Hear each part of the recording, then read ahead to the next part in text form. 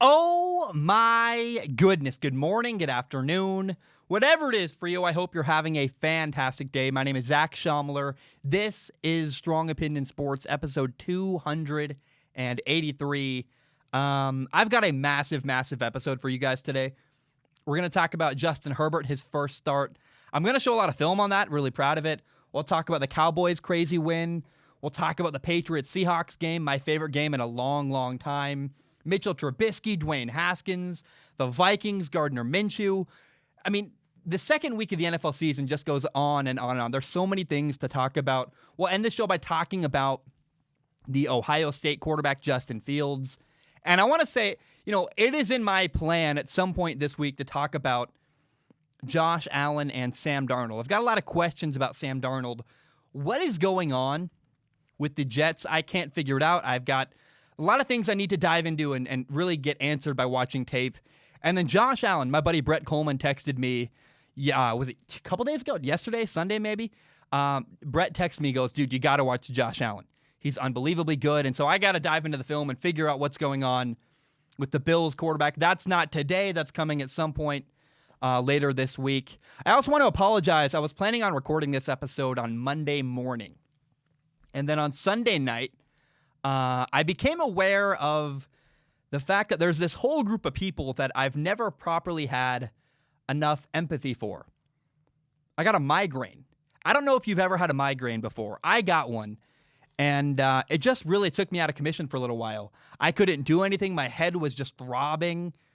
I've just never experienced anything like it. I was completely useless for a while. And, people that deal with migraines consistently, I have so much empathy. I have no idea how you guys operate. I could not do it. I just don't understand. I took some drugs. I tried to sleep it off. I've been trying to catch up ever since. And I'll be totally honest, it kind of worked out okay. Last week when I covered week 1 of the NFL season, I did it in part 1 and part 2. And this week I just combined them. One episode for the entire week. A lot of content here. I also want to say, because I was late, I just leaned into it. I said, look, if I'm going to be late, I might as well make it incredible. And so there's a lot of film. If you're watching on YouTube, this episode's going to have a lot of film sprinkled throughout it. Like the Justin Herbert video has basically become a film analysis video. I'm really excited about that stuff. So I know it's late, but I'm very proud. It's high quality. And so I think there's that trade-off where I can either make a product really quickly that's not as good, or I can take my time and make something that I think is incredible. This episode is one I think is incredible. I want to talk about Seattle. On Sunday night, the Seattle Seahawks beat the New England Patriots 35-30.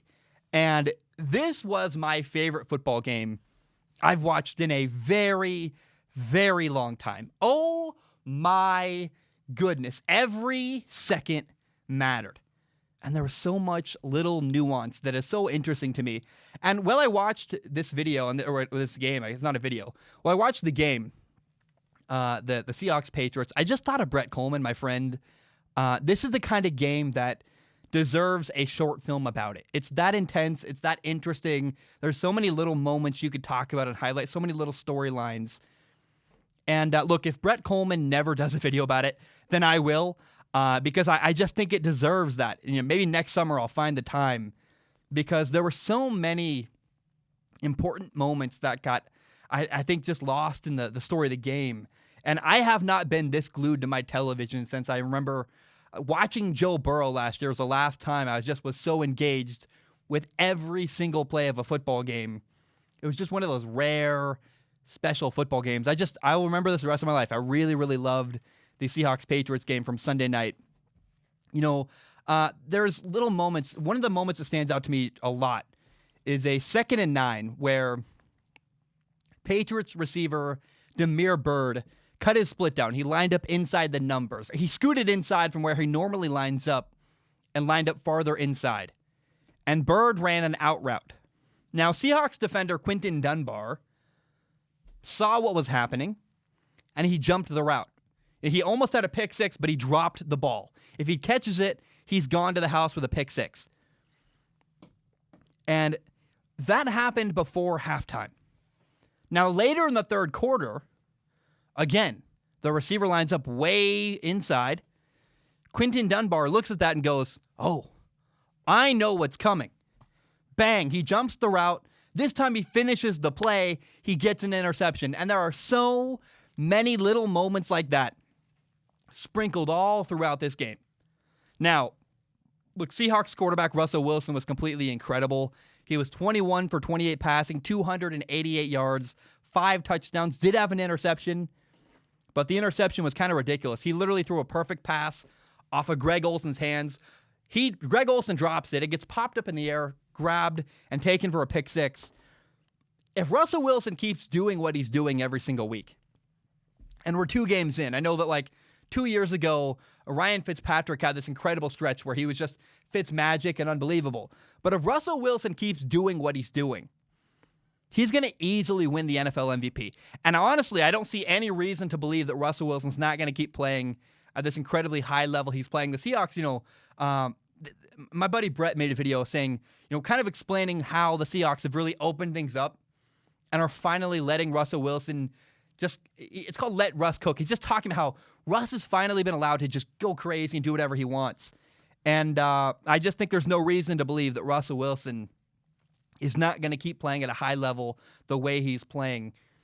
Now, Cam Newton, the Patriots quarterback.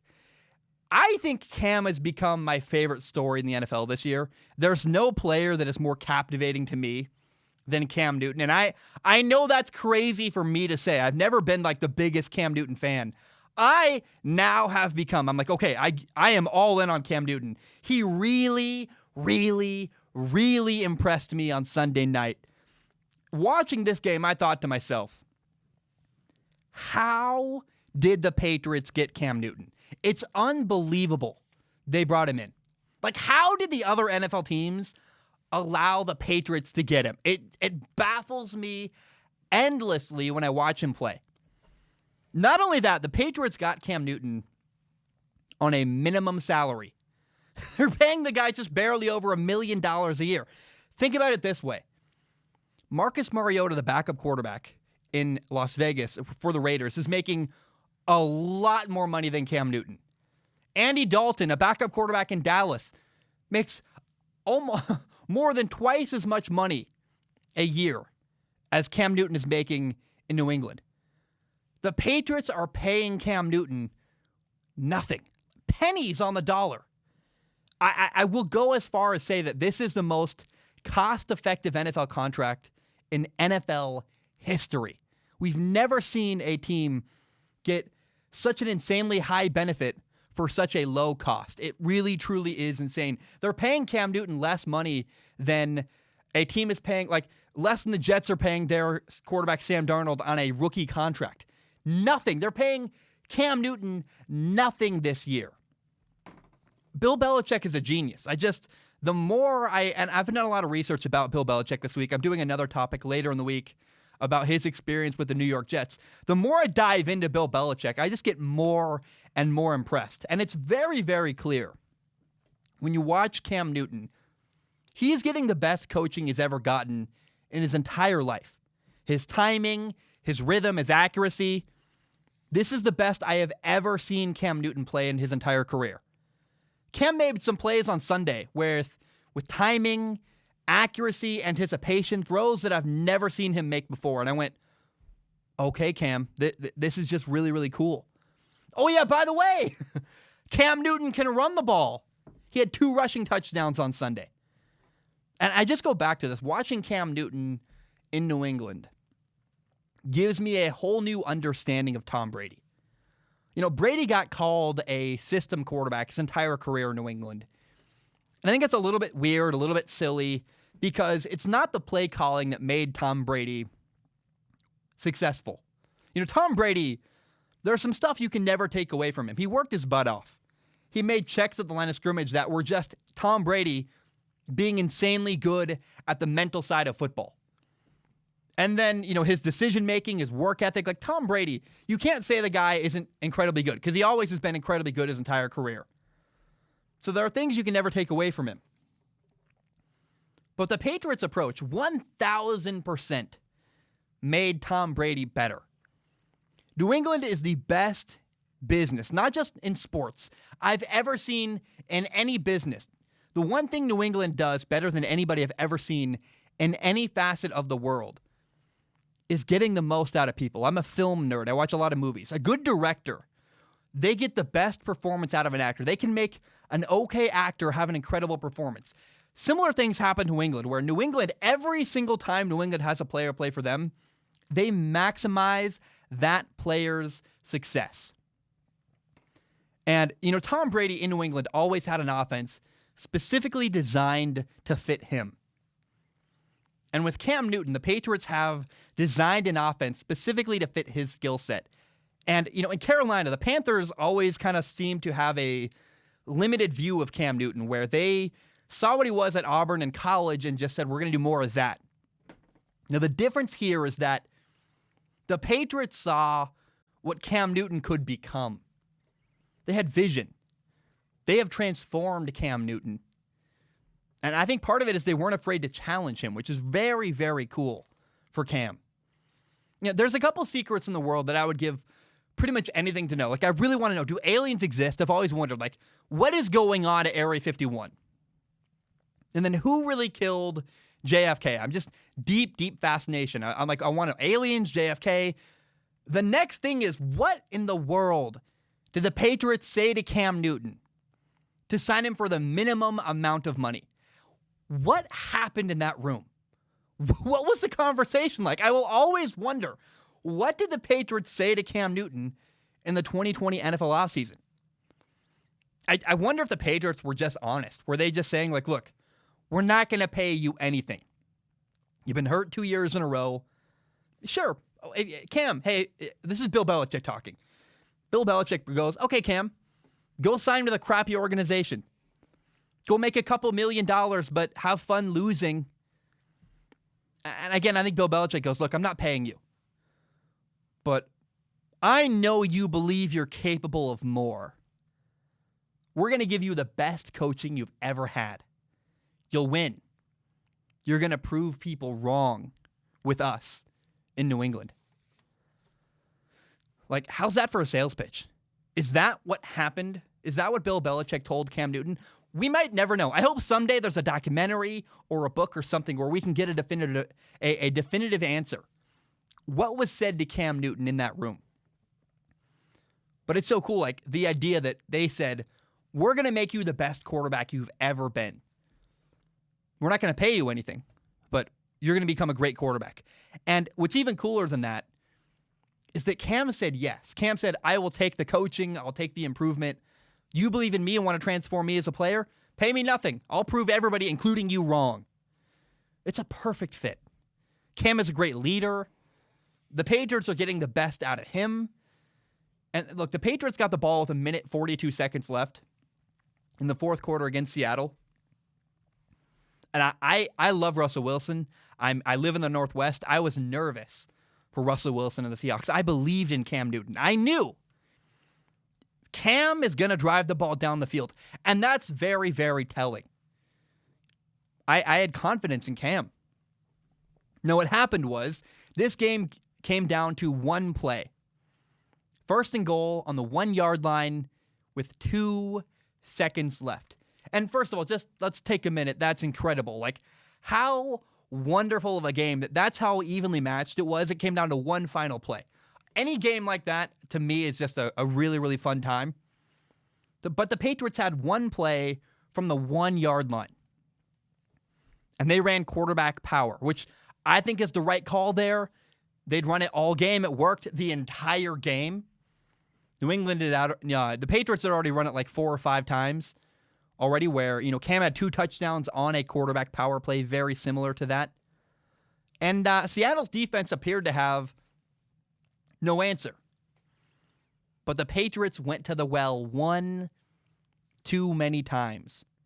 The only time on Sunday that Seattle on defense was able to stop quarterback power was the one time it mattered most. How cool is that? Everybody knew what was coming. We knew Cam's going to run the ball up the middle. And Cam got stopped. Poetic, beautiful, interesting. You know, and if you're New England, right, if you're the Patriots, you have no regret. Because if you have one play to win a game, you run your best play with your best player. And that's what the Patriots did. Yeah, a Seattle Seahawks fan would know the pain of throwing the ball on the 1 yard line, right? We all remember when Seattle did that. They had Marshawn Lynch, and they threw the ball through the game-ending interception. So no, if you're going to lose a game, you might as well lose a game running your best, most successful play. I will say that forever. I don't think the Patriots did the wrong thing. Don't get cute.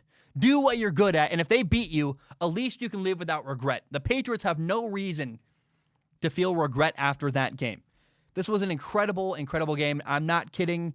I could watch the Patriots play Seattle 10 weeks in a row, just over and over and over again.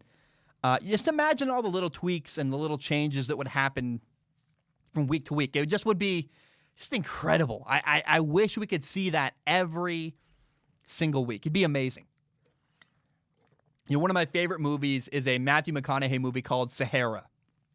It's cheesy, it's fun, it's a silly treasure hunting movie. They could make a new Sahara movie every single year. Just change a couple things, like the same cast. It's basically the same movie every time, but there's a couple tweaks. I would eat it up. I'd watch it. I'd pay probably a little too much money to go see it every single year in theaters because I love that movie. I love that formula. And, you know, I think it's like kind of if you like the Uncharted video game series, it's the Uncharted movie we never got. I feel the exact same way about this game where I could watch the Patriots play Seattle every single week, just be fat and happy and just enjoy the experience week in and week out. Now, you did think I was done. I know you're like, Zach's coming to a close. He's done talking about the Seahawks and the Patriots. I got one more thing to say, maybe two, I guess. First of all, the David Moore touchdown catch right on the pylon where he's falling backwards. He got 2 feet in bounds. Unbelievable catch. Had a good time watching that.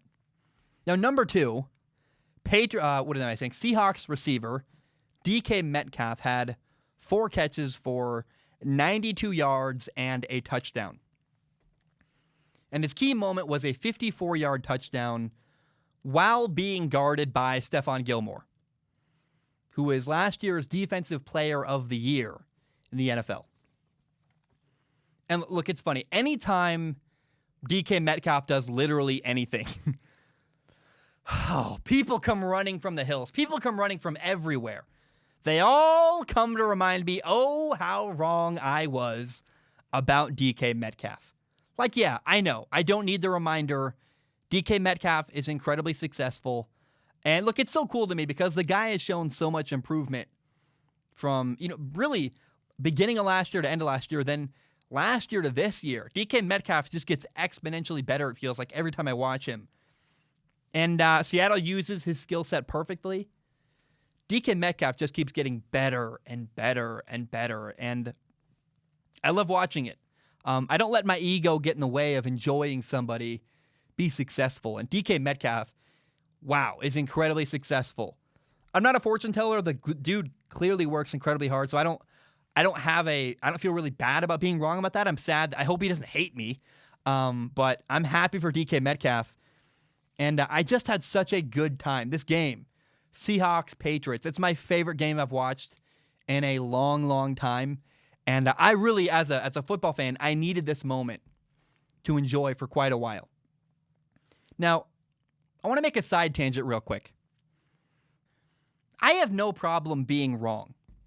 And I know it confuses people. Some people are a bit thrown off by it. In the sports media, there's really this like weird, deep, egotistical attachment to being right. And I understand it. People want to feel smart. It feels good. Zach Schaumler, I believe that I offer some interesting analysis on the sports world. And a lot of the time, I think I get stuff right. I've made predictions over the years that I'm very proud of. I was an early adopter of Kyler Murray. I was like the very first person in the sports world that was saying, hey, Gardner Minshew is awesome. And you can go back. I made a video about him in college saying Gardner Minshew is going to be a really good quarterback. I was right about that. And last year I predicted the Washington team to go 3-13. Guess what? I got a lot of hate, a lot of anger right now. Hey, you know what? Washington went 3-13. I was right about that. But really, that's, for me, that's one of the first times I've ever gloated about the times I've been right about stuff. And that's very intentional. I don't like being the guy bragging and throwing it in somebody's face. I'm right sometimes. I'm also wrong sometimes. And I think one of the most unhealthy things in the sports world is that when people are wrong, they run from it. They hide from it, and they feel like this deep shame. They try to avoid it like the plague. I want to change all that. I think it's incredibly stupid. I'm a human being, and it's impossible for me to get everything right. That's just not a realistic expectation. And I hope if you listen to me because you think I'm right all the time, turn off the show. Don't watch anymore. Don't listen anymore. I can't live up to the standard of being right all the time. I don't want to even try. I hope you listen to Strong Opinion Sports because I'm interesting and I work very, very, very hard to be honest. I try my best to be honest as I possibly can. And one of my core values is that when I'm proven wrong, I dive in. I try to talk about, what happened? Let's address it. Let's own it. What was wrong with my thinking? I love trying to understand what makes me wrong. Did a player just get better? Why was my thinking wrong? I try to learn from the moments when I'm wrong. It's really, really fun for me. And I look at the sports world, as you look around the sports media just in general, everybody is so deeply concerned with being right.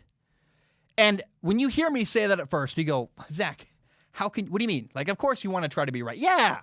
Try to be right, for sure. Like, totally. Like, I hope nobody has the intention of being wrong. That doesn't make any sense to me. So that's not what I'm saying. Don't let yourself hear that. That's not what I'm trying to say here. But people love to brag and throw their predictions that they get right in other people's faces and be like, see, like you see the shows with two panels of people and they're like, well, guess what, idiot? I got this right. Ha, ha, ha, ha, ha. We predicted on yesterday's show. Like, I never, ever, ever want to be that. That's all ego. I don't want to play that game. I don't enjoy that. It's not what I want.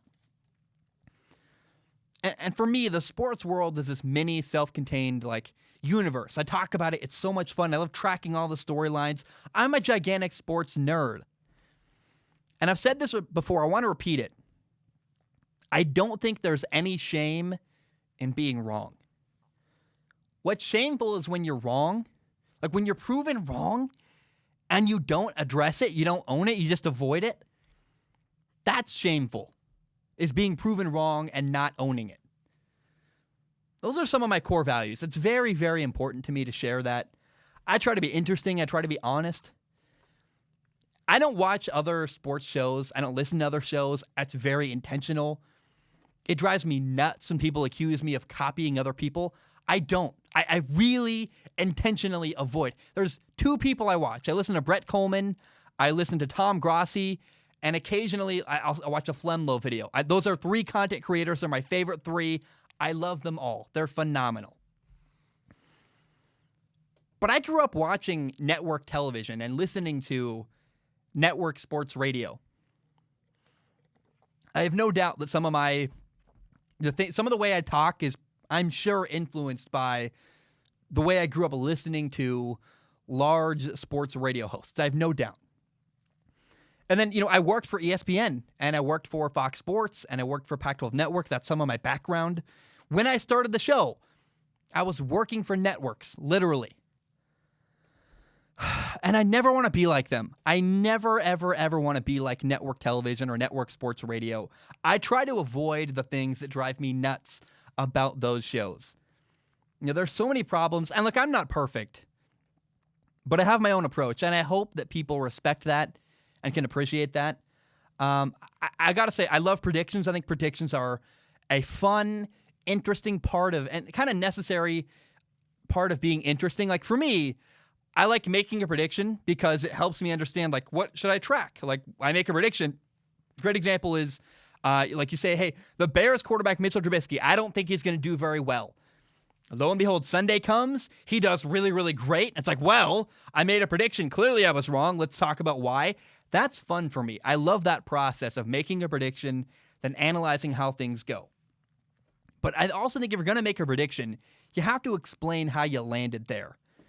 And as I look at my NFL predictions episode, the long, where I do like, hey, this team's going to go 4-12, and I talk about their roster a little bit, I try to blend the lines between a preview and a prediction. I think I don't do a good enough job in those videos of allowing people to see the process behind the scenes. There is a very deep, a process that takes a couple days worth of research to prepare that kind of video.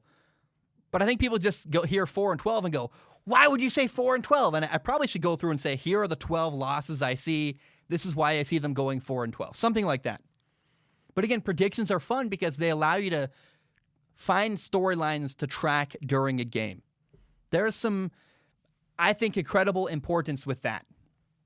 And I want to end with this because, and first of all, some people just say a verdict of a prediction without offering any kind of reasoning behind it. I hate that stuff. But again, perfect is a very, very unhealthy expectation. Forget about sports for a minute. I want to talk about life. In life, you're going to screw up. You're going to make mistakes. I encourage you to accept that and move on. It might make you angry, but hey, guess what? You're going to crash your car. You're going to get a D. You're going to do something. You're going to make mistakes. No matter what those mistakes are, you're going to make mistakes in life because you're human. That's what we all do. What's important is that we learn from our mistakes. And the sports world seems to not have that kind of, that doesn't exist in sports media. And it's so weird to me. You make a prediction, it's okay to acknowledge, hey, I didn't get this right, but learn from it. What do we learn from the wrong Mitchell Trubisky prediction, for example? Why was I wrong? Why was this a bad idea? What was wrong with my thinking? Failure is part of life, but you have to learn from it. It's so, so important. If you don't learn from a mistake, then that mistake becomes meaningless. And that's a big shame. Again, what I hope that people take away from this topic is not only my deep frustration with the sports media and network media in general, especially, but I also hope that people hear this, that a loss can become a lesson, but you have to learn from your mistakes and learn from your failures. I make predictions all the time. A lot of the time I get them right, and sometimes I get them wrong. And maybe some days are worse than others, right? I have no idea. I don't really track it. I track what I'm wrong about usually more than anything. And I just want to say that I have no problem being wrong. It's totally okay with me. I just try to learn from the moments when I'm wrong. And I just wish that the sports media world in general did more of that, where, hey, it's okay to be wrong, but don't avoid it. Don't run from it like it's a plague. I hope I'm making sense here. These are some of my core values. It's deeply, deeply meaningful to me. And I want to say one more time, perfection is just an unhealthy, unrealistic expectation. Let's talk about the Dallas Cowboys. Man, the Dallas Cowboys and the Atlanta Falcons. Oh my goodness, what a ridiculous, incredible, special game. Probably my favorite Cowboys game I've ever watched in my entire life. This is a game that Cowboys fans will remember, and really this is a memory that I hope Cowboys fans cherish and appreciate and enjoy for a really, really long time. What a cool game we had on Sunday. The Cowboys won 40-39. And first of all, the Atlanta Falcons had a 20-point lead very, very early in this game. And it reminds me actually a lot of the Kansas City versus Houston game in the playoffs last year, where the Houston Texans had a 24-point lead early off in that playoff game. But the problem was that Houston did not earn that lead. It was handed to them by the team they were playing against. I think something similar happened on Sunday, where the Falcons really did not earn the 20-point lead. And when you don't earn your lead, it can cause problems later. What happened was Dallas made a smattering of mistakes early on in this game. They had 3 fumbles and three fumbles and a failed fake punt in the first quarter alone. And they kept handing incredible field position to Atlanta. The reality is that once Dallas got their act together and started waking up and playing the game properly, they scored 40 points. And first of all, I want to say that I believe the Cowboys quarterback, Dak Prescott, deserves a ton of credit. The dude played really, really well the entire game. Even when his team was losing, he was never really the problem. Dak, despite the bad first half his team around him had, Dak was playing great even in the first half. And then what's even cooler is that, and this is something I've really harped on Dak Prescott for not doing. I've repeatedly criticized Dak Prescott for not being good enough when it matters most at the end of a game. Well, hey, guess what? On Sunday against Atlanta, Dak delivered when it mattered most at the end of the game. That part made me so happy. I was happy to see that. Now, there's a small mistake Atlanta made. There's really a couple of them, but there's one mistake Atlanta made that drove me nuts. I'm a massive, massive football nerd. I played quarterback in college.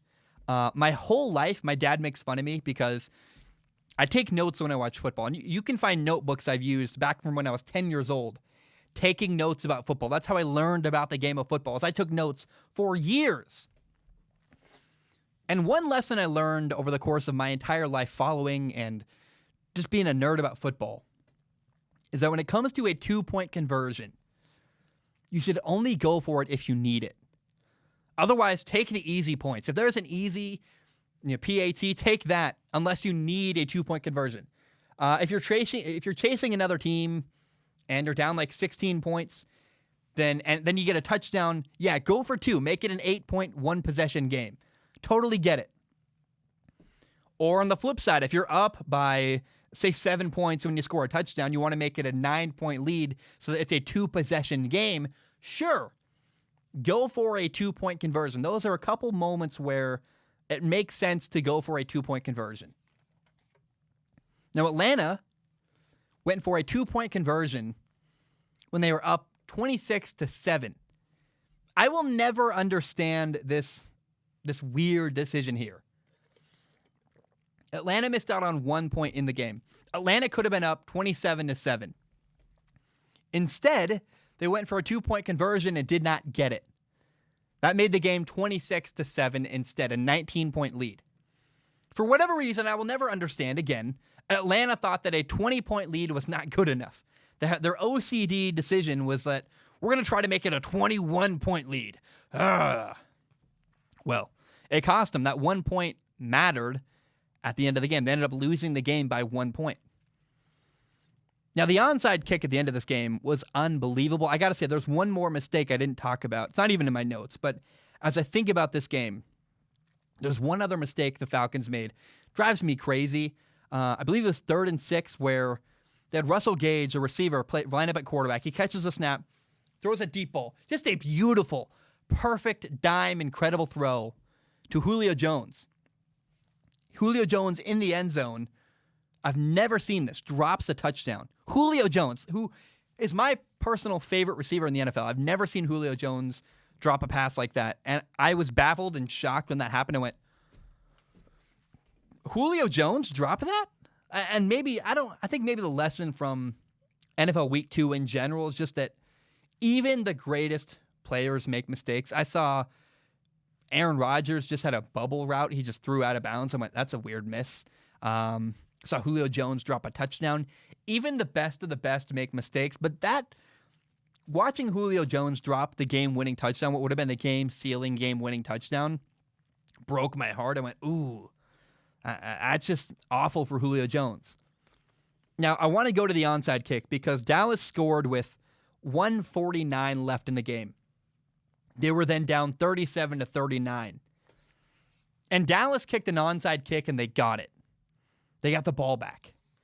And this was one of the coolest onside kicks I have ever seen in my entire life, where the Cowboys kicker, Greg Zuerlein, did not put the ball on a kicking tee. Instead, he laid the ball sideways and kicked the slowest onside kick you'll ever see. It's like a slow roller. It looked like a Tiger Woods golf putt. And the Falcons were like frozen in a trance watching the ball roll towards them.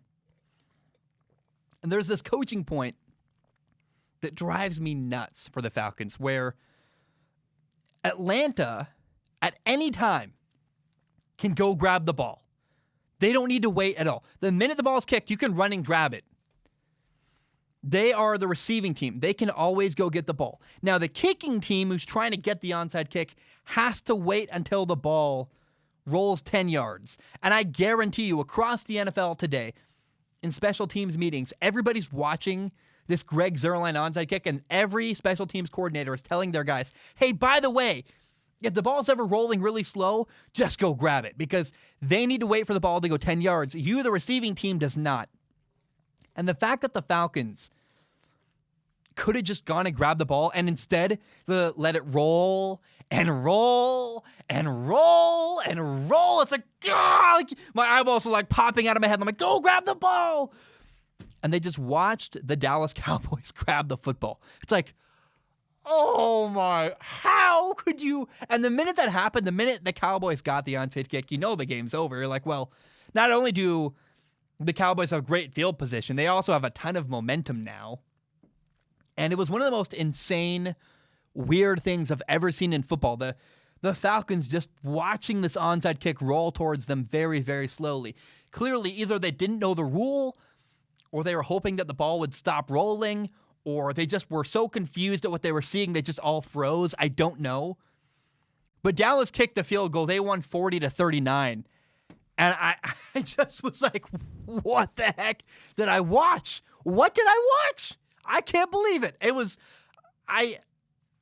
Cowboys fans, again, you guys better cherish that for the rest of your lives. What a crazy, interesting game. Now, Matt Ryan, the Falcons quarterback, is now connected with two of the biggest blown leads I can remember from my lifetime. Memorably bad moments in NFL history where they were up 28-3 in the Super Bowl and they lost. And now they were up 26-7 against Dallas and they blew that lead as well. And I know a lot of people do not know how to feel about Matt Ryan. Maybe you could say they had a 20-point lead, not a 19-point lead, whatever you want. I don't really care. And again, I know people look at Matt Ryan today and are like, how do you feel about the guy? So I want to offer some context about Matt Ryan. Matt Ryan inherited a really bad Atlanta Falcons team. Remember, they lost Michael Vick in 2006. They had this awful team in 2007. They went, I think, 4-12. And in 2008, Matt Ryan was drafted with a number 3 overall pick in the NFL draft. So he had to live up to Michael Vick, an incredible quarterback who played before him, captured the nation. Probably Michael Vick, I would say, changed the game of football where look at a quarterback today. They all can run. They all can move. That's because every kid grew up watching Michael Vick and said, well, I guess really what happened was high school coaches saw Michael Vick running around and realized, we're going to make our best athlete play quarterback. And so that's why you see Kyler Murray and you have Lamar Jackson and you have all kinds of dudes running around in the NFL because Michael Vick happened. So Michael Vick changed the game in many ways. Yeah, Matt Ryan had to follow that guy up. And consider this, Matt Ryan was a top 5 pick. And say what you want about Matt Ryan. You can say he's bad, he's not this, he's not that, but Matt Ryan transformed the Atlanta Falcons. And he did a lot better than most top 5 picks throughout the NFL. Here's a couple other top 5 picks at quarterback, and we'll start with 2 really easy ones. Remember Ryan Leaf, a number 2 overall pick? Huge bust. Failure. Awful. Jamarcus Russell's another one that's just like cherry picking, an easy one. Number 1 overall pick in 2007, the year before Matt Ryan was drafted. Massive, massive failure. But those are easy. Here's a couple other ones that you might realize. These are quarterbacks picked in the top 5 that Matt Ryan has outperformed in his career. Mark Sanchez, a number 5 overall pick. Blake Bortles went number 3 overall to the Jacksonville Jaguars. RG3 was a number 2 overall pick. He's now a backup in Baltimore. Sam Bradford, the number 1 overall pick in 2010, 2 years after Matt Ryan. He's no longer in the NFL. Mitchell Trubisky, number 2 overall. I'll tell you what, I would take Matt Ryan every single day over Trubisky. Marcus Mariota, number 2 overall pick to Tennessee. He's now the Raiders' backup. Jameis Winston, number 1 overall. He's a backup. Matthew Stafford, number 1 overall. He's been a career disappointment. He just had a career of disappointment. The poor guy, Matthew Stafford, still makes mistakes that are boneheaded and just awful. And when you look at the context of Matt Ryan, he was drafted number 3 overall. How many other top 5 picks just fail at quarterback? You realize Matt Ryan deserves some appreciation. Not to mention, here are some other first-round quarterbacks recently that have not done very well. Paxton Lynch, Johnny Manziel, E.J. Manuel, Jake Locker, Christian Ponder, Brandon Whedon, Blaine Gabbert. These were later picks that probably went to better teams. I really strongly believe that despite the connection to 2 embarrassing, blown leads, Matt Ryan has been a massive success in a position where most people fail. Never, ever forget that. Never, ever forget the context that you can compare Matt Ryan to. And in this game on Sunday against Dallas, I don't think Matt Ryan did anything horribly bad. He just got a lead that he really didn't deserve, and Dallas found a way to win that game. I want to end this, though, with saying Matt Ryan, despite his connection to these 2 blown leads, Matt Ryan deserves a lot of respect, especially when you consider how many quarterbacks did I just list that were drafted in the top 5 or in the first round that didn't make it. And you go, I guess when you consider that, Matt Ryan did pretty well in a position where most people fail. All right, guys, I'm going to take a short break. When I return, next up, we'll talk about the Raiders and the Saints, Monday Night Football from last night. Justin Herbert's first start. What a ridiculous, crazy night that was. Crazy time. Fun. We'll talk about Justin Herbert. A lot of fun there. Later, we'll talk about more NFL Week 2. We'll talk about Gardner Minshew, Tom Brady, Mitchell Trubisky, Dwayne Haskins, Kirk Cousins. Then at the end of the show, Justin Fields, to some degree, called me out. We'll have fun with that. A lot of stuff up ahead. My name is Zach Schomler. I'm going to take a short break. All right, we are back. I want to talk about Monday Night Football. For me, I guess, so last night for me, for you guys knowing myself and how long it takes to edit the podcast and adding clips and all the other stuff I'm doing, I'm sure you're hearing this on Wednesday morning. Now, so on Monday Night Football, the Raiders beat the New Orleans Saints, and it was such a good win for the Las Vegas Raiders. Fun to say that. The night could not have gone better for them. It was their first game in a new stadium. They were playing a well-known team, the New Orleans Saints, who has they have a high-profile quarterback, Drew Brees. What that means is people are watching. There are eyeballs on this game on Monday Night Football. And the Raiders won. They won 34 to they won 34 to 24. They won by 10 points. And I'm not going to lie, when I saw that the Raiders were playing the Saints in their first game at home, I went, ooh, that's a brutal first game. And so I was really excited. And we'll talk about the game and what happened and a part of why it's so exciting to me. But I got to say, first of all, I love the new stadium. It's beautiful. It's cool. It reminds me, the Death Star, I love the name. I'm really excited. I hope I get to go there someday to watch a football game. Now, the torch is a bit odd. It's a nice gesture. I know it's kind of a symbol representing Al Davis, the former Raiders owner. But I have so many questions when I look at the torch and what goes on there. What's the heating element? I know it's not like actual fire.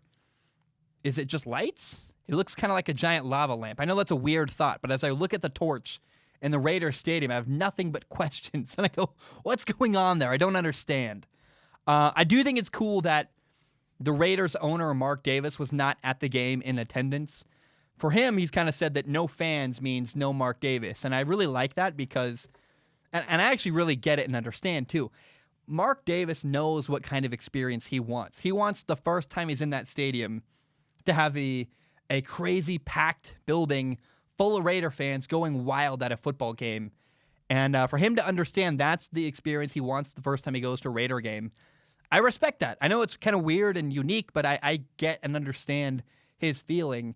I hope that gets to happen next year in 2021. Now, I hate to say this, Drew Brees was brutal to watch on Monday Night Football. I'm concerned that his age might be showing. The Saints had the ball with 6 minutes left, and I had no confidence that they were going to be able to come back. And that's very, very telling to me. And if Drew doesn't play at a high level in the coming weeks, then he might become a liability. I mean, I love Drew Brees. It makes me sad to say that. He's one of my favorite quarterbacks of all time. I loved his book, Coming Back Stronger. Last night was not the Drew Brees I have grown used to watching week in and week out. I hope, maybe he turns around things as the weeks go on. My fear is that Drew Brees is just going to have kind of an average, okay final year, and we'll go, that stunk, man. I wish he would have hung it up maybe in his prime. Now, I don't want to overreact to it. It's 1 week. Again, he might turn it around in the next week or two, but I am concerned that Drew Brees' age is beginning to show. Now, I really, really liked what Derek Carr said before the game. He said he's tired of being disrespected. Awesome. You know what Derek Carr needs to do? If he's tired of being disrespected, step it up, man. And guess what? As the game went on, Derek Carr got better and better and better. And I want to clarify something I've said previously. I made a video called John Gruden Wants to Replace Derek Carr. I maybe should have called it John Gruden Must Want to Replace Derek Carr. Because if you actually listen to the video and don't just get mad at the title, you'll understand that my whole point was that Derek Carr is quite a good quarterback. And so it seems weird to me that John Gruden went out and got Marcus Mariota to be the backup quarterback, paid him a sizable amount of money. And my point was that I don't understand why John Gruden would not embrace Derek Carr, because Derek Carr, what I see on film, is a very, very good franchise quarterback. Now, most people don't actually listen to what I say. They just get angry at a title, and they yell, and they scream, and they comment stuff, and send me all kinds of horrible messages on Instagram. Now, my buddy Brett Coleman came on the show. He made a really interesting point that I liked. He said that John Gruden is always comparing his quarterbacks to the one that got away, Brett Favre. And that's a really, really hard thing to live up to. I don't know how Derek Carr lives up to Brett Favre. It's just an impossible ask. Now, Derek Carr in this game against New Orleans made 2 mistakes early on where he didn't pull the trigger with open receivers, and both of them, by the way, happened on a 2nd and 10. So the first play, he had a man wide open on an out route, and he just had to throw the ball with anticipation on time, but he didn't pull the trigger. He needs to hang in the pocket and throw the ball, and instead, he tried to reverse field and got sacked. It made a 2nd and 10 into a 3rd and 23 situation. It's a really big, costly mistake. Now, later, Derek Carr had Darren Waller open deep down the right sideline, and he didn't pull the trigger again. He's got to get rid of the ball. Instead, he takes a sack. And I got frustrated watching those plays, so I cannot imagine. I know those must eat away at the Raiders head coach, John Gruden. Now, John Gruden's offense is very, very tough. There's no hand-holding. I would say it's kind of like trigonometry or whatever subject you struggled with the most as a kid in school. John Gruden's offense is going to challenge you. It's very tough. There's a lot of checks in line of scrimmage. There's a very, very small margin for error. Execution is critical, and expectations are very, very high if you play quarterback for John Gruden.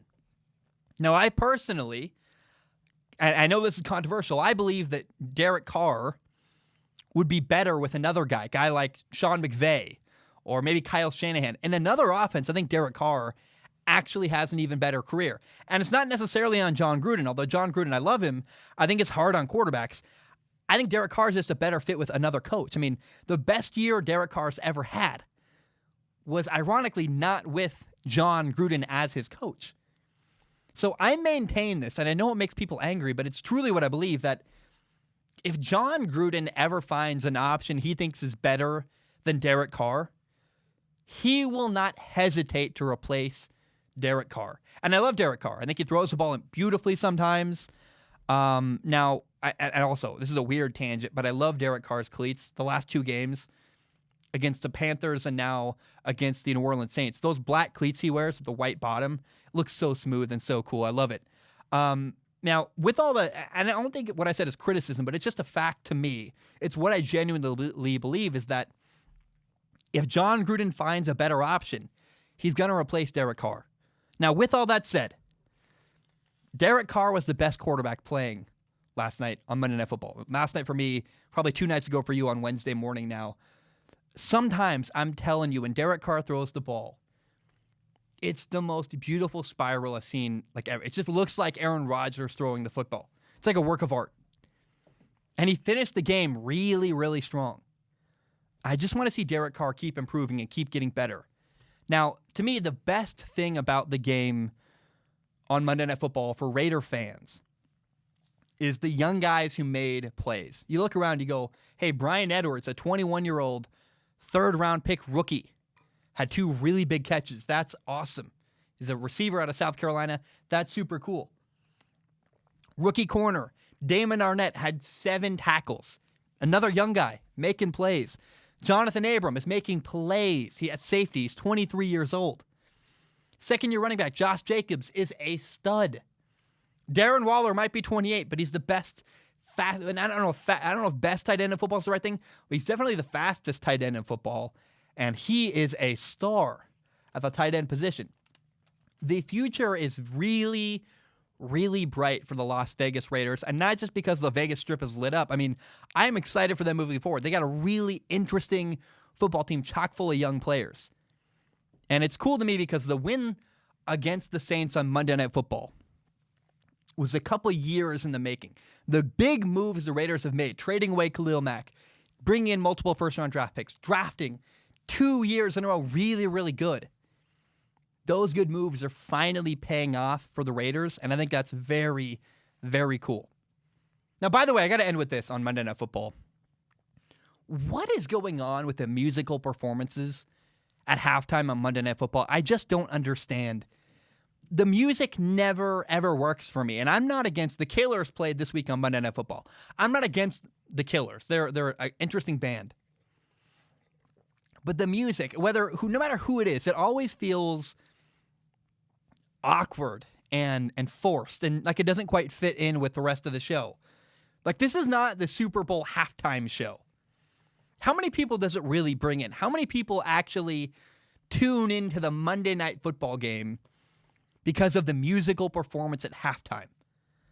I don't know. I mean, I guess maybe if my favorite band was playing, I'd turn it on, maybe, and I'd probably just go find the YouTube video afterward. But it's all weird to me. I don't really understand. And ESPN is literally doing everything possible to get views. Every time I watch Monday Night Football, I go, what's with the music? Like, why is this happening? And I just hate network shows. I hate network television in general. But, man, ESPN gets weirder and weirder. And the music thing at halftime on Monday Night Football, it just doesn't make any sense. It doesn't work for me. Now, maybe their data says that it brings people in. I don't know. But I just think it feels antiquated and weird. And I don't really understand why they still do the music thing on Monday Night Football. Guys, you know what time it is now. It's time to talk about the Chargers rookie quarterback, Justin Herbert. Let's jump in. So, Chargers rookie quarterback Justin Herbert surprisingly made his NFL debut on Sunday against the Kansas City Chiefs. He started the game. And again, man, the word I used, and I will repeat again, is surprised. I was surprised he played at all. I was surprised he did so well. We'll talk about what happened. There were some mistakes that I think are important to highlight at the end of this topic. It's going to turn into basically a film analysis video where I show you what went wrong and part of the mistakes Justin Herbert made and why I'm not all in and sold on Justin Herbert. There are a couple things. Again, his stat line was 22 for 33 passing, had 311 yards, 1 touchdown, 1 interception. I want to start with what was good because I want to praise the guy. I don't hate Justin Herbert, despite the way that people think and kind of believe about me. Justin put on his Instagram, I loved it. He said, relentlessly seeking improvement. That's awesome. I love that. That's what he should be doing. The question has never been whether or not Justin Herbert is capable. Go watch Colorado versus Oregon last year. Justin Herbert was incredible against Colorado his senior year. The question with Justin Herbert is, can he be consistent? That's what he needs to do. Now, to me, it's only one game. I don't want to overreact, but I will say that Justin looked improved somewhat from college to his first game in the NFL. He had this awesome touchdown pass into the back corner of the end zone. Justin has this massive arm where he threw it before the corner could get into position. That's really, really cool. The Chargers had this 17-play drive. It ended in a field goal, but a 17-play drive, that's not an accident. That's really, really good football. So credit to Justin Herbert. There are some things he did on Sunday that I liked. Now, I've got a lot of messages from people saying, apologize to Justin Herbert, or you were wrong about Justin Herbert. And those people look at the stats or they look at highlights, and I get it. If you look at just stats or highlights, then he looks incredible. But if you're going to look at the game just from a simplistic surface level view, then I would say, well, he also didn't win the game. And while you think that's not fair, I agree that's not fair. So let's have a talk about nuance and dive into the nuance of what happened rather than just looking at a surface level with Justin Herbert. I want to explain his mistakes in a minute, but I do want to say, if I'm wrong and Justin Herbert becomes a star quarterback in the NFL, I have no problem admitting that. I admit when I'm wrong. I try that all the time. When I'm wrong about stuff, I own it. It's important to me. It's one of my core values. But one game is not enough for me to admit that I'm wrong about Justin Herbert, because I don't know that I'm wrong about Justin Herbert yet. One game with some good throws and a lot of mistakes is not enough for me. I will admit, it's harder today to be skeptical than I was a week ago. I feel better about Justin Herbert than I used to after just one game. Seems like he's working really, really hard. I love his quarterback coach, Pep Hamilton. Pep Hamilton is a former XFL head coach. I really like him. And I'm also really glad that Justin Herbert has Mike Williams and Keenan Allen at receiver. Their skill set really helps Justin Herbert. I mean, there are times where they can make up for his inaccuracy with really, really good catches. There was a throw literally on Sunday where Keenan Allen, caught a ball behind him and pulled it in and got a pretty solid gain from that. But I'm not ready to dive all in on Justin Herbert. I just simply, for what I've seen, I go, okay. I know that's crazy. People are like, oh, his stats were good. Stats are not everything. You got to understand. Right now, to me, I see about a 50-50 chance that he succeeds, and it really depends on how hard he works moving forward. His improvement is encouraging, though. He looks a little better Sunday than he did in college. But here are the mistakes he made. The first mistake is very obvious. It's his interception on 2nd and 2. He's running to the left. There's open field in front of him. And instead of running for a solid gain, he tries to throw the ball back across the field into double coverage. It's a bone-headed mistake. Interception, really, really bad play. Just take the easy first down and run the ball. I don't understand what's going on here with this thought process. In the third quarter on 1st and 10, he took a big sack instead of throwing the ball away. It's another moment where you're like, dude, throw the ball away. Instead, they caused a 2nd and 24. There was a 3rd and 7 where the Chiefs blitzed, and he had a man open against man coverage, and he doesn't throw to the open man. But he does throw the ball away. So I'm glad he didn't take the sack, but I wish he'd hit his open man. It's kind of a weird situation where he could have handled the blitz better, but he also could have handled it worse. You kind of grade it neutrally, where it's not a positive, it's also not a minus. There was a 3rd and goal play where he turned the wrong way. He missed a number of throws where he was just straight up inaccurate. His first throw was an overthrow to Keenan Allen. The dude does have a cannon for an arm, though. The ball gets out of his hands incredibly quick. Later, he threw an out route too high and out of bounds. There was a 3rd and 2 where he had Hunter Henry open underneath. Another just blatant, really bad miss. There was a lot to be excited about. But Chargers fans are also overlooking a lot of concerning mistakes and a lot of concerning things that happened on Sunday. And I totally get it. I understand why Chargers fans are all in on Justin Herbert. Part of it is because they need to be. There's a layer of emotion here involved where Chargers fans need Justin Herbert to be amazing because they picked him to be their franchise quarterback. Personally, I'm not sold yet. Time will tell. I'm excited to keep watching Justin Herbert.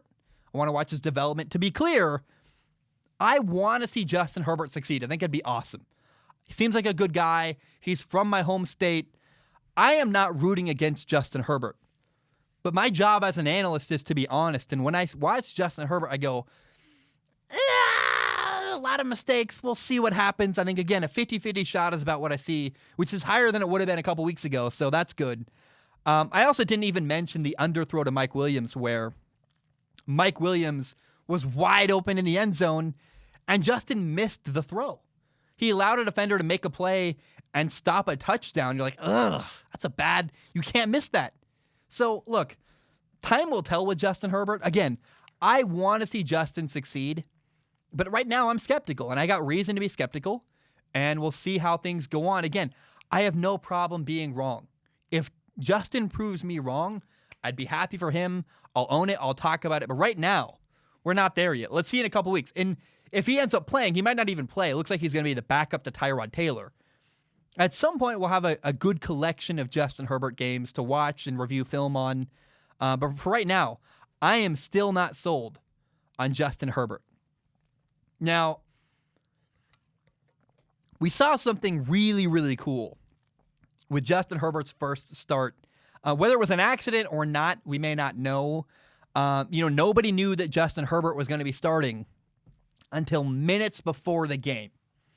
And I hope a lot of NFL teams took notice of this because of the fact that no one knew Justin was going to be starting.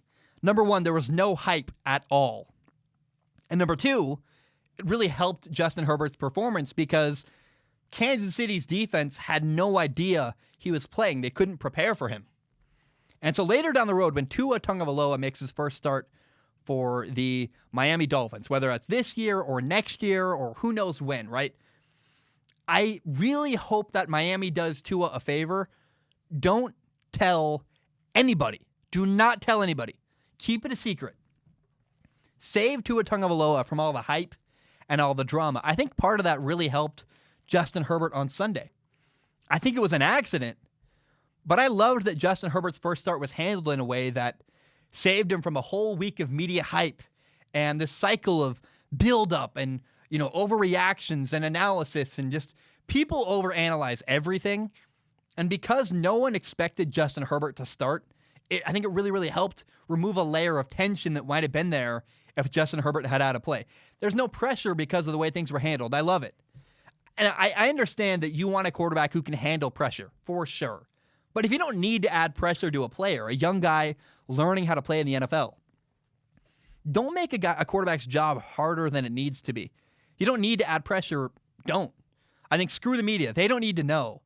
And if you can start a rookie quarterback and nobody is expecting that, that might be the best possible way to introduce a starting quarterback, a rookie starting quarterback, to the NFL. Guys, my name is Zach Schaumler. I'm going to take a short break. Coming up, we'll talk about the NFL Week 2's craziness. Just all kinds of stuff happened. Gardner Minshew, Tom Brady, injuries, a whole lot of stuff. And then later, we will talk about Justin Fields, the Ohio State quarterback. And I'll tell you guys why I'm not doing NFL power rankings. Guys, my name is Zach Schaumler. I'm taking a short break. I will be right back. All right, let's keep the show going. You may or may not know this episode. Oh boy, I've been recording this for like 2 hours, like between taking breaks to try to get my throat good again, just everything involved. I mean, I really hope people like this episode. It's just a massive episode. I'm putting a lot of effort, a lot of time into this. I hope people love it tomorrow when it comes out. And I hope the hard work pays off because I guess, who cares about views? Like, I want to make a product that I'm proud of. And for sure, I'm doing that today with today's episode. I did a topic and made a video about the Patriots-Seahawks game, the Raiders and Saints game on Monday Night Football, the Cowboys' crazy comeback against the Falcons. I also covered Justin Herbert's first start. But a lot of other things happened during week 2 of the NFL season. And so this topic is kind of for everything else. First of all, there was a crazy Patrick Mahomes throw in that Justin Herbert Patrick Mahomes game. I've never seen a throw like this where on the run, Patrick Mahomes is running to the right. He launches down the sideline. I guess not even down the sideline. His receiver's running down the middle of the field. Hits him perfectly in stride on the run. Just an unbelievable throw. That stands out to be from week 2. But week 2 of the NFL season was a crazy, chaotic mess. I want to start with all the injuries. I am not confident. I can list all the injuries that happened.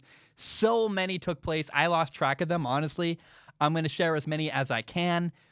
If I miss some, I'm sure I will. I apologize to your favorite team. That's not my intent.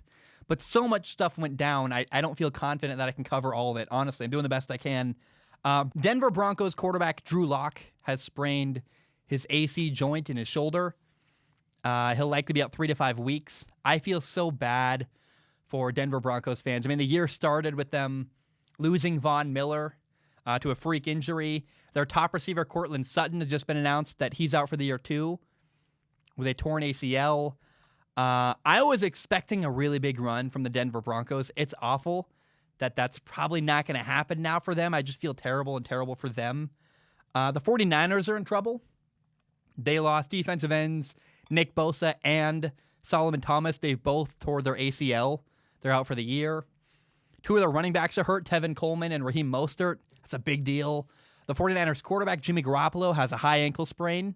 Now, they're lucky because the 49ers have one of the best, if not the best, backup quarterback in the entire NFL, Nick Mullins.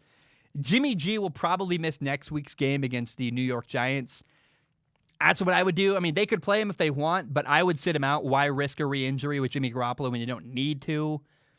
Giants running back Saquon Barkley's out for the year with a torn ACL. That's really, really sad. I feel sad for Saquon Barkley. I feel sad for Giants fans. It's all terrible. Ravens corner, Tavon Young tore his ACL. So did Bruce Irvin and Marquise Blair for Seattle.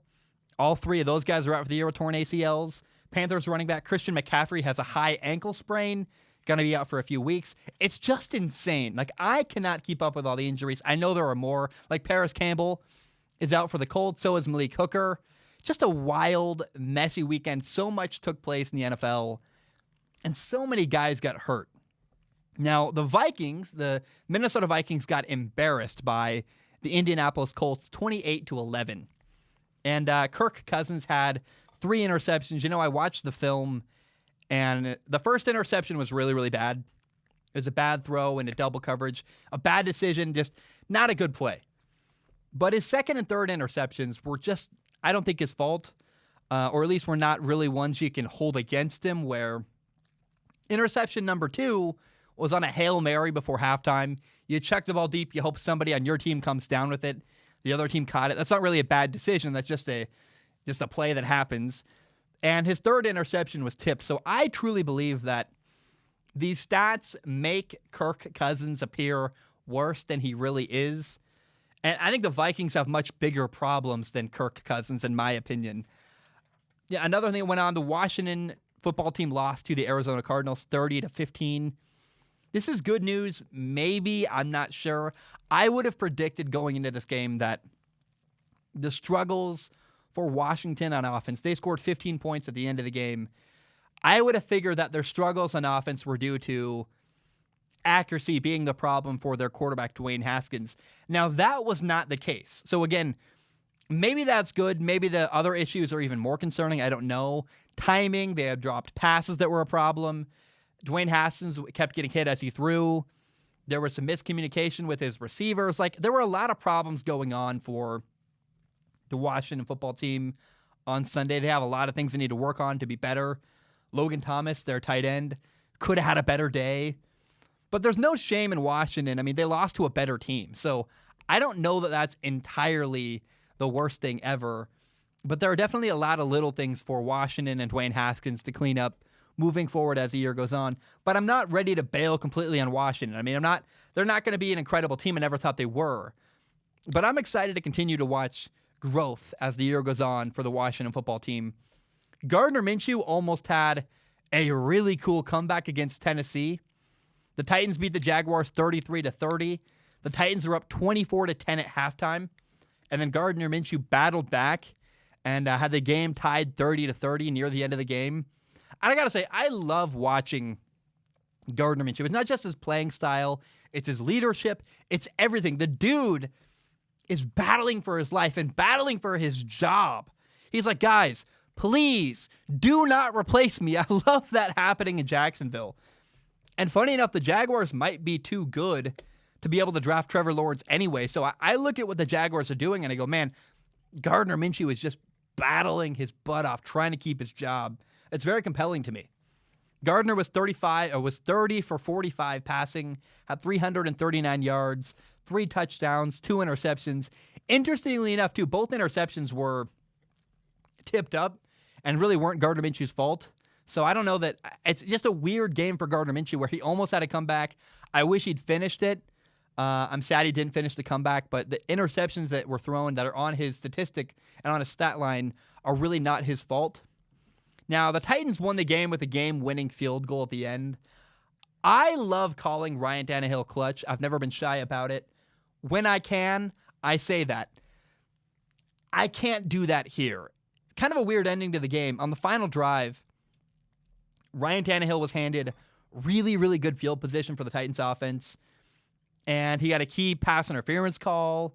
I mean, this is what happened on the final drive. They had a 9-yard run for Derrick Henry, then a 2-yard run. Next, they had a 5-yard pass on a stick route, which is basically like a 5-yard hitch to a guy kind of over the middle. The Titans offense then got a pass interference call. Then they had a 5-yard out route. So in total, the Titans offense got 21 yards on their final drive. They won with a field goal. I wish I could say that Ryan Tannehill was clutch and he won this game and he's incredible. I think they were kind of handed a victory by the Jaguars. And again, I'm just sad that Gardner Minshew could not finish the comeback on Sunday. The Buccaneers beat the Panthers 31-17. Tom Brady was 23 for 35 passing, 217 yards, 1 touchdown, 1 interception. Leonard Fournette also ran the ball 12 times for 103 yards and 2 touchdowns. Look, Tom Brady's interception was a bad throw. It was about 10 inches too high and a little bit behind his receiver. I think it was thrown to Gronk, if I remember correctly. There was a fumble on a handoff, technically, that goes as a fumble for Tom Brady. Tom Brady did have a great back shoulder touchdown to Mike Evans. And I think what's most interesting about this game is that there were 3 touchdowns dropped by Tampa Bay. And that's not going to show up on the stat sheet, but I think Tom Brady should have had 4 touchdowns on Sunday. Scotty Miller dropped a touchdown. Now, later in the drive, Ronald Jones ran for a touchdown, so they still scored on that drive. Cyril Grayson dropped a touchdown. It literally bounced off his helmet. I went, how does that happen? And Tom Brady was disgusted looking after. And he tried to hide it, but he couldn't. He just looked like frustrated. LaShawn Shady McCoy also dropped a touchdown in the end zone, in the back of the end zone. Just a bad drop where he went, oh, come on, dude. That's a touchdown. You got to have that. So Tom Brady should have had 4 touchdowns and 1 interception. The Buccaneers ultimately missed out on 11 points. They could have and they should have won, 42-17. That's a lot more convincing of a victory.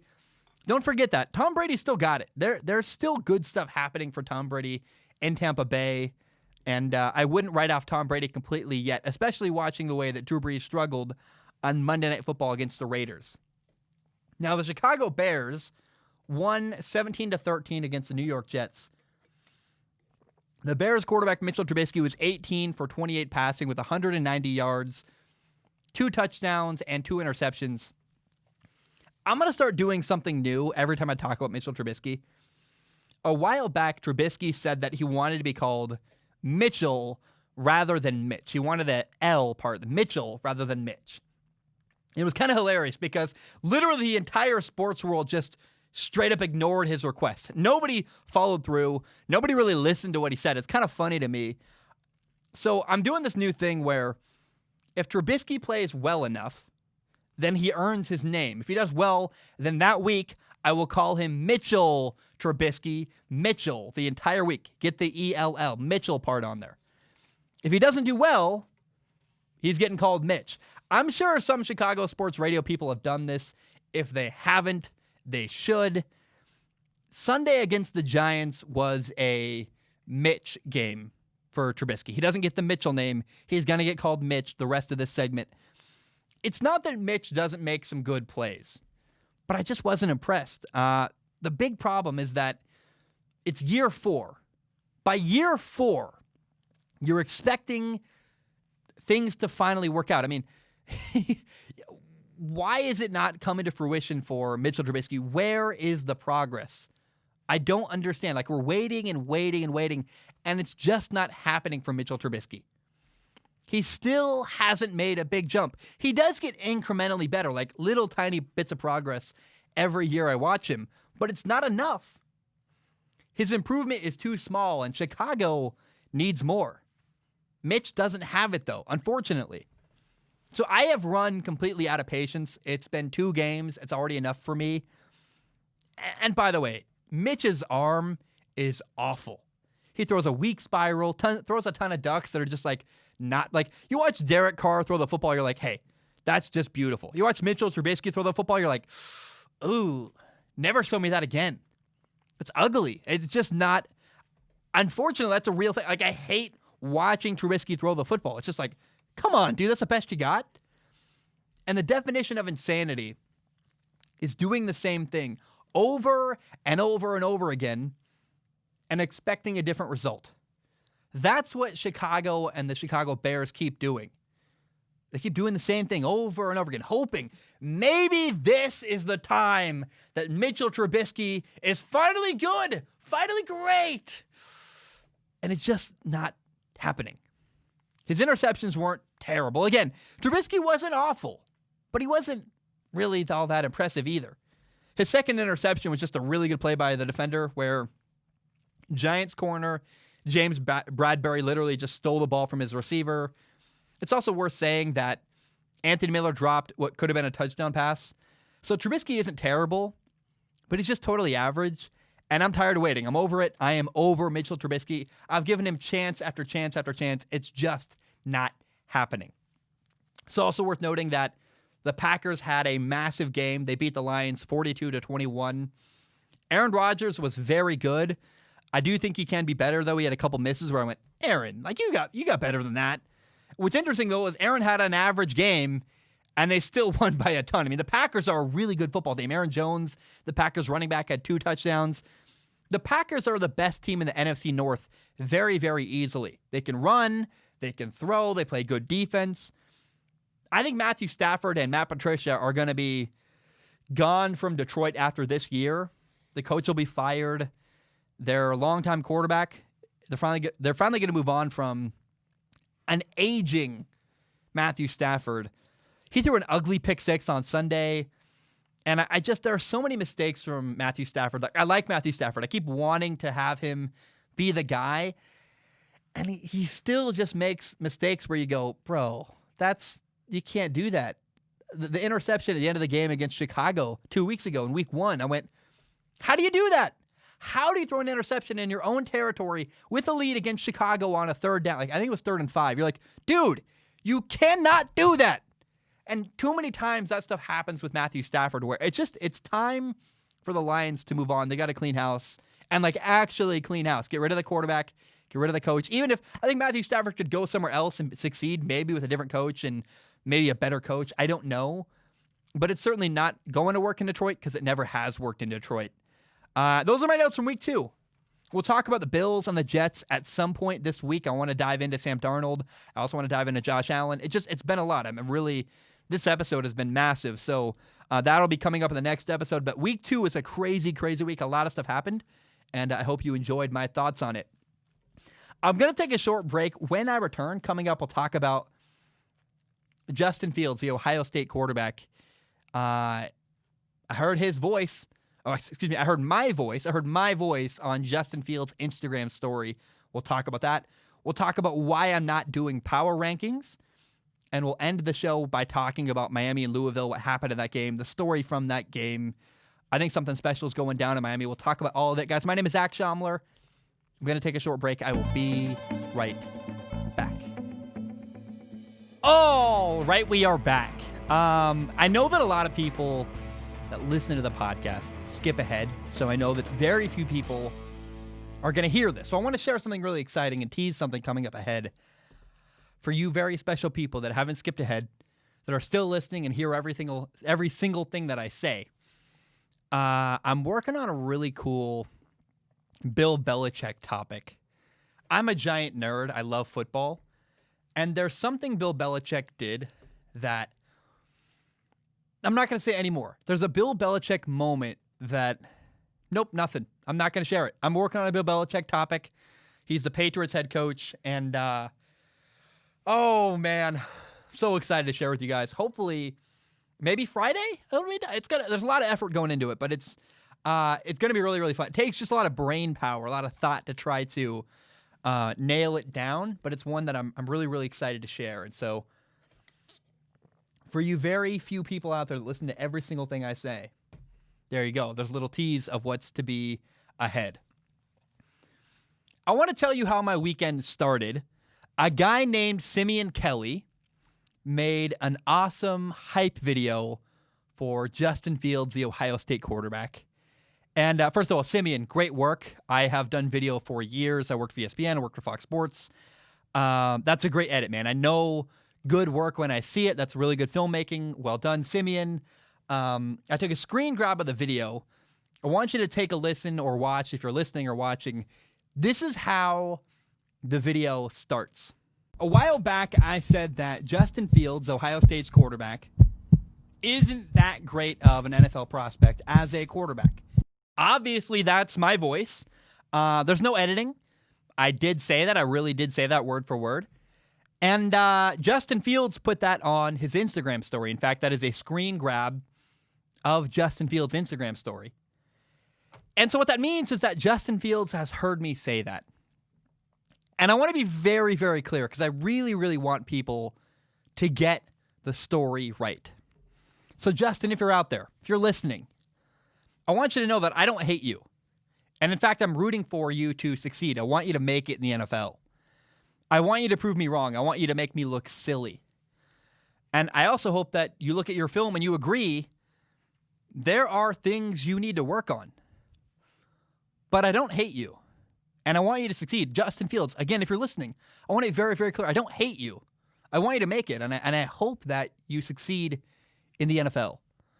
I'm going to stop talking directly at Justin.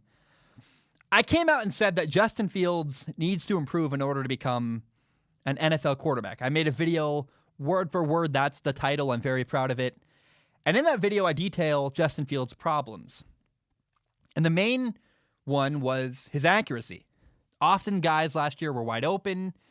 And because he was throwing to wide open guys, his underthrows were less noticed, or any kind of inaccuracy. Hey, it's a slight adjustment. You're wide open, easy catch, bam. Or his team was winning by a lot so that people ignored the small mistakes that Justin Fields made as a quarterback. Like an out route that was airmailed out of bounds. Or against Michigan State, he had 2 deep balls that simply got away from him. One was intercepted. Like, there are throws, like, you can't allow a deep ball to just get away from you like that. Ball location needs to be better from Justin Fields. He had good stats last year, 100%. But Sean Mannion had good stats, and Luke Falk at Washington State had good numbers. Landry Jones had really good college statistics at Oklahoma. But college stats do not mean that you'll be a successful NFL franchise quarterback. I hope Justin Fields hears my analysis of him and is motivated. It would break my heart, honestly, if Justin Fields heard that and suddenly didn't believe in himself. I don't think that's what happens. I'm pretty sure, because I know when I was a player, when I played quarterback in college, anytime I was doubted, it motivated me.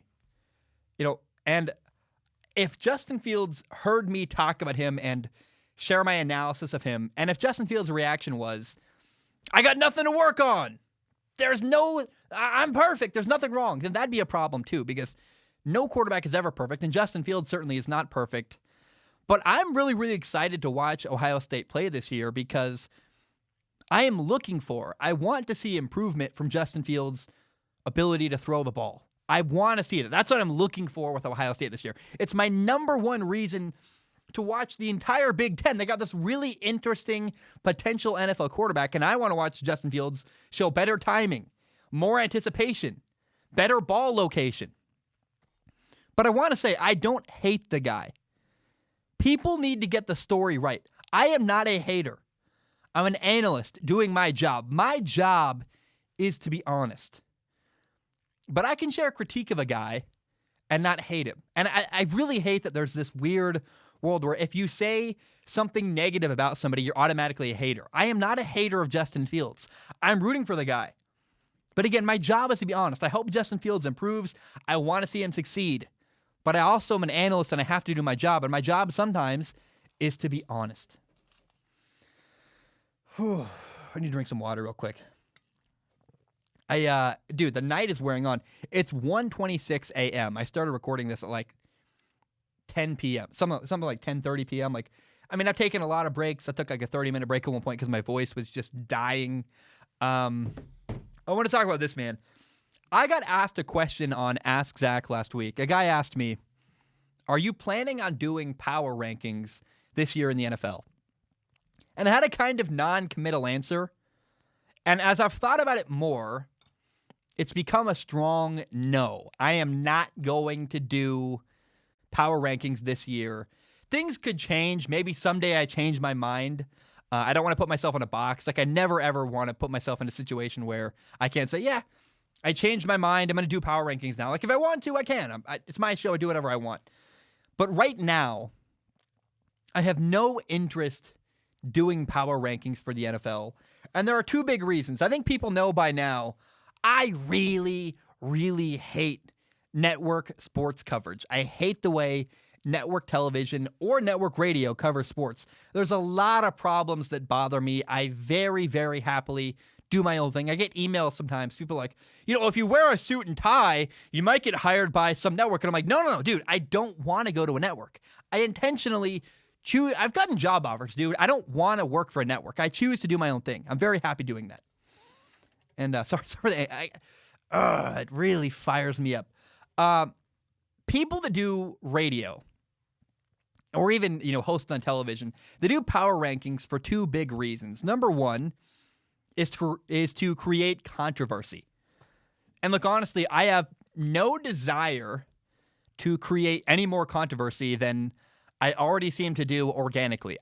Just being myself seems controversial enough. Making content simply with the intention of being controversial, it doesn't interest me. I don't want to do that. I have no desire. And if you casually listen to me, that might surprise you. But people that listen to enough of my content, people that listen enough to know my heart, would know that I never intend to make people angry. I never intentionally rile people up. I try to be honest. I try really hard to be myself. Another reason why big national hosts do power rankings is because it gives them a chance to talk about a team they don't always talk about. I haven't talked about the Buffalo Bills a lot this year, and if I did a power ranking, it would give me an opportunity to give the Buffalo Bills praise, which makes sense. I get why people do it. It's like a sprinkler. You want to hit the whole league at once and kind of sprinkle some things where you can. And it gives you a chance to shout out teams you don't cover very often. My answer is, well, if you want to talk about the Buffalo Bills, how about you do a film analysis of their quarterback? That's coming up ahead in the coming days.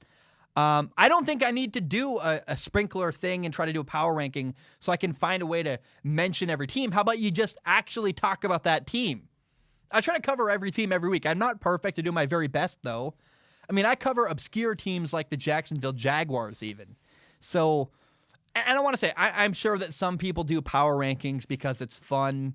I know friends of mine that do them, and I know those people are not network television. My friends that do power rankings do it because they like doing it. And that's a different thing, all completely separate, right? I personally don't find it fun. I don't enjoy it. I see no reason to create a list of, obscure measurement that's hard to quantify. So I just don't have any desire to do NFL power rankings. It's not something that interests me. I think maybe that's the main point here is as much as I hate sports radio, I don't want to be inflammatory. I don't want to create controversy. I don't feel I need to shoehorn in ways to talk about the Buffalo Bills or whatever random team. I also just don't want to do it. And so, NFL power rankings are not something I'm going to do this year at all. And maybe that changes in 3 years from now or 5 years or who knows. But right now, power rankings are something I have no interest in doing whatsoever. I want to end today's show with this. On Saturday, Miami played Louisville, and Miami won 47-34.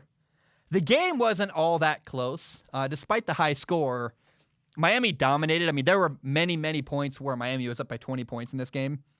And I got a couple key takeaways from this game. Number one, in case you don't know, the University of Miami, the Hurricanes, they have the best kicker in all of college football. I mean, the dude hit 4 field goals. He hit 5 extra points. His name is Jose Borregales, and he is just such a stud. I mean, Borregales, I hope I said his name right. I mean, no, if I said his name wrong, I mean nothing against him, man. I'm a big fan of this guy, in fact. He had a 57-yard field goal easily. I think him and his holder were yelling, "Would have been good from 65." Like, they're just pumped up. And Jose Borregales is not nervous at all. Like, not even a little bit. The dude is all confidence, and dare I say, like, the dude has swagger. Like, he has it. He is not nervous at all. He's the kind of guy where he wants to make the final kick down 2 points from 50 yards. Like, he's the guy that has so much confidence. He wants that final kick at the end of the game. That's a rare kind of human being. I am such a big fan of Borregales. Jose, awesome stud kicker. I think the best in college football. Number 2, Miami's quarterback, D'Eriq King, is also a stud. Louisville's defense really struggled in this game. They had a number of busted coverages where they very easily gave Miami touchdowns, even like 75-yard touchdowns where, there was a play where D'Eriq King stepped down as if he was going to run the ball. The running back runs right by everybody as if he's going to block, then runs downfield. D'Eriq King steps down, steps up, easy touchdown. Like the easiest 75-yard touchdown you'll ever get in your life. And I'm really curious what actually happens when D'Eriq King gets challenged. Like, I'm really excited to watch Miami play a legitimate, really good defense. I hope we get that. Maybe Notre Dame, maybe North Carolina. I don't know if they play Clemson this year, but they're at least maybe if they don't play Clemson on their schedule because they're not in the same division, the AFC, they'll probably play each other in the championship game. And I don't know that they beat Clemson at all, but it'd be interesting to see D'Eriq King against a really good defense. That's what I want to watch. And the key to this offense is the offensive coordinator, Rhett Lashlee. Rhett Lashlee played for Gus Malzahn in high school, because Gus Malzahn, if you don't know, it's kind of crazy. Gus Malzahn was a high school football coach at a high school who got a job at Arkansas, kind of to go with Mitch Mustain. There's a great documentary about it. It's very interesting. So Rhett Lashlee coached with Gus Malzahn for a long time, and D'Eriq King is doing very little. The quarterback is doing very little at the line of scrimmage. He's not changing very many plays. Rhett Lashlee is the one changing plays and calling audibles. On the sideline, there was a moment where late in the game against Louisville, they could see a problem with the coverage. Rhett Lashlee is going crazy trying to get D'Eriq King's attention.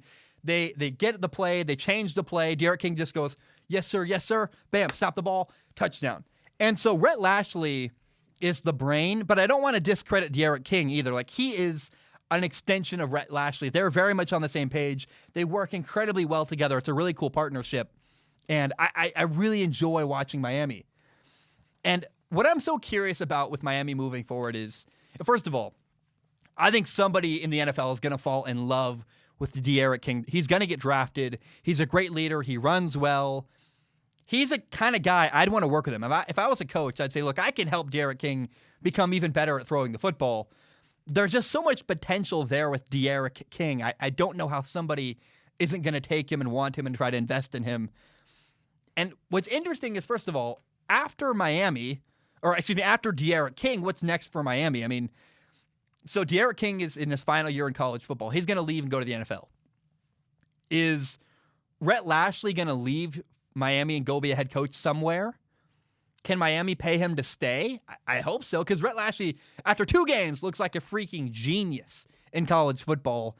And then after, if Rhett Lashlee does stay at Miami, when D'Eriq King moves on to the NFL, who's going to be the next Miami quarterback? That's another interesting question I have.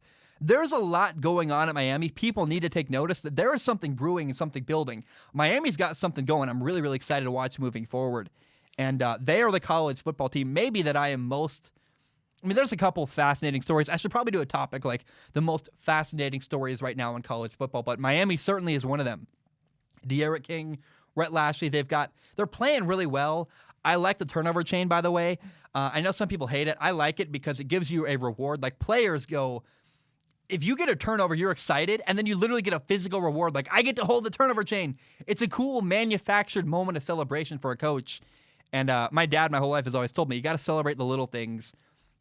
And getting a turnover on defense is a thing you should celebrate. So I think it's great for the players. I know people hate it. I think it's just silly to hate it. Like, from a player's perspective, it's good for recruiting. It's good for your morale. It's good for everything. And it's a reward literally for doing good on the field. Like, it's such a good idea doing a turnover chain. So I don't know, man. I love what Miami's doing down there. In I think in Dade County is where Miami is. I think that's right. I wish I had a better, cooler way to put that. Like, down there in Miami in Florida? ? But I'm just fascinated and very excited about Miami. They're doing really, really interesting stuff in college football, and people had better pay attention. Guys, my name is Zach Schomler. Thank you so very much for tuning in. Oh my goodness, I have quite a task trying to edit this and put it together. It is 1:36 in the morning. Oh boy. Meaning I got to edit it. I got to put in film. I got to do color grading and then upload it, which takes another 3 hours. And I hope you guys get to see it in the morning. I really hope you. I worked so hard on this episode, legitimately. Like, I have poured my heart and soul. I hope you love it. Hope you have a great day. Bam, we are